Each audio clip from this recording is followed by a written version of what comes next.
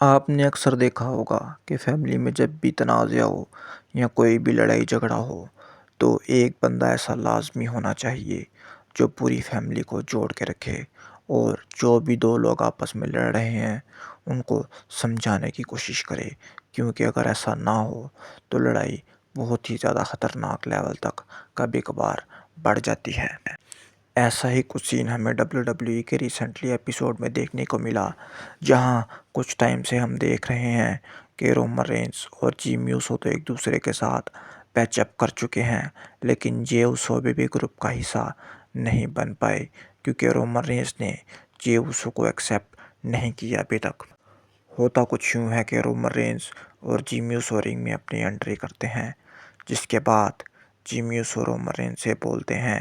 کہ میں تم سے محبت کرتا ہوں، لیکن مجھے ایسا لگتا ہے کہ ہم پہلے کی طرح سولڈ نہیں رہے ہیں،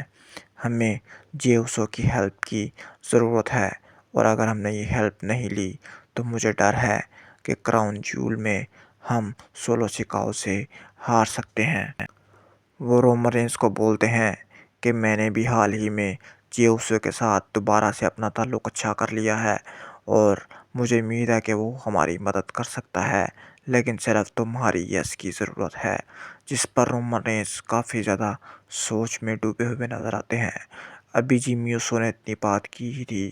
کہ جے اوسو کا میوزک پلے ہو جاتا ہے۔ جے اوسو رنگ میں آتے ہیں اور رومن رینز سے مخاطب ہو کر بولتے ہیں کہ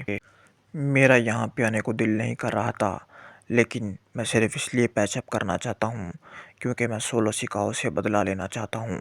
کیونکہ سولو سکاؤ نے ہم سے ہماری چیمپئن شپس چھین لی ہیں اور اسی کی وجہ سے ہم آج یہاں تک پہنچے ہیں، اور اس نے ہماری فیملی کو توڑ دیا ہے، جس کی وجہ سے میرے اندر اس کو لے کے بہت ہی عجیب قسم کا ریونج ہے۔ اسی لیے آج میں یہاں پر سارے گلے شکوے اپنی فیملی کے ساتھ ختم کرنے کے لیے آیا ہوں۔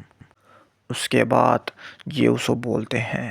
کہ میں بھولا نہیں کہ تم نے میرے ساتھ کیا کیا کیا، تم نے کس طرح سے مجھے فزیکلی اور ایموشنلی ڈیمیج کیا۔ شاید آپ کو وہ ایپیسوڈ یاد ہوگا، مجھے لگتا ہے کہ جب رومن رینز اور جے اوسو کی فائٹ بھی ہوئی تھی، ایک میچ بھی ان کے درمیان ہوا تھا جب ان کے درمیان کانفلکٹ چل رہا تھا۔ پھر جے اوسو بولتے ہیں کہ اس کے باوجود بھی آج میں سارے گلے شکوے ختم کرنے کے لیے آیا ہوں، لیکن ایک بات میں کلیئر کر دوں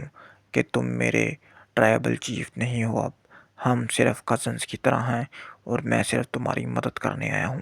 تم مجھ پہ اپنا حکم نہیں چلا سکتے اور مجھے یہ نہیں بول سکتے کہ مجھے کیا کرنا ہے اور کیا نہیں کرنا ہے، میں صرف تمہاری مدد کروں گا، لیکن اپنی مرضی سے کروں گا۔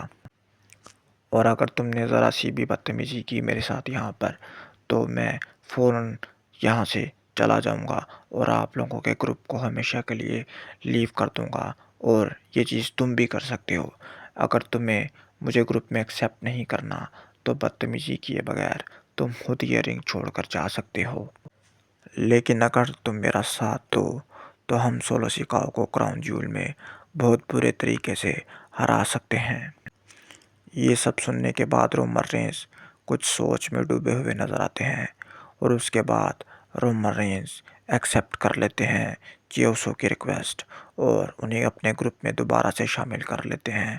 اور پھر ہر طرف شور سنائی دیتا ہے ہمیں رومن رینز اور بلڈ لائن کے نعروں کا،